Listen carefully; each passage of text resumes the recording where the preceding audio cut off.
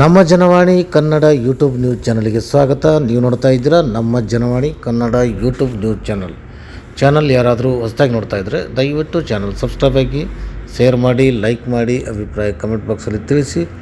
Bell icon ಒತ್ತೋದನ್ನು ತಪ್ಪದೇ ಮರೆಯಬೇಡಿ.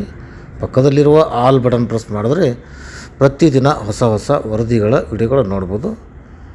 ಮಕ್ಕಳ ದಿನಾಚರಣೆಯ ಪ್ರಯುಕ್ತ ಇಂದು ಒಂದು ಕಾರ್ಯಕ್ರಮವನ್ನು ಆಯೋಜನೆ ಮಾಡಿರೋದು ವರದಿ ನಮ್ಮ ಜೊತೆಗೆ ಹಂಚಿಕೊಂಡಿದ್ದಾರೆ. ಆ ವರದಿ ತಮಗೆ ಅರ್ಪಿಸ್ತಾ ಇದ್ದೀವಿ. ಮಕ್ಕಳ ದಿನಾಚರಣೆ, ಮಕ್ಕಳಿಗೆ ಅಂಕಲಿಪಿ, ಪಾಟಿ, ಸಮವಸ್ತ್ರ ವಿತರಣೆ. ಕಲಬುರಗಿ 14 ದೇಶದ ಮೊದಲ ಪ್ರಧಾನಮಂತ್ರಿ ಪಂಡಿತ್ ಜವಾಹರ್ಲಾಲ್ ನೆಹರು ಅವರ ಜಯಂತಿ ಅಂಗವಾಗಿ ನಗರದ GDA ದರ್ಯಾಪುರ್ ಅಂಗನವಾಡಿ ಕೇಂದ್ರದಲ್ಲಿ ಇಂದು ಮಕ್ಕಳ ದಿನಾಚರಣೆಯನ್ನು ಆಚರಿಸಲಾಯಿತು. ಮಕ್ಕಳ ದಿನಾಚರಣೆ ಅಂಗವಾಗಿ ಪಂಡಿತ್ ಜವಾಹರ್ಲಾಲ್ ನೆಹರು ಅವರ ಭಾವಚಿತ್ರಕ್ಕೆ ಪೂಜೆ ಸಲ್ಲಿಸಲಾಯಿತು. ಜೊತೆಗೆ ಅಂಗನವಾಡಿ ಮೇಲ್ವಿಚಾರಕಿ ಪಿಂಕುಬಾಯಿ ಗಾಯಕ್ವಾಡ್ ಅವರು ಮಕ್ಕಳಿಗೆ ಅಂಕಲಿಪಿ, ಪಾಟಿ ವಿತರಿಸಿದರು. ಅಂಗನವಾಡಿ ಶಿಕ್ಷಕಿ ತನುಜಾ ವಾರದ್ ಮಕ್ಕಳಿಗೆ ಸಮವಸ್ತ್ರ ವಿತರಿಸಿದರು.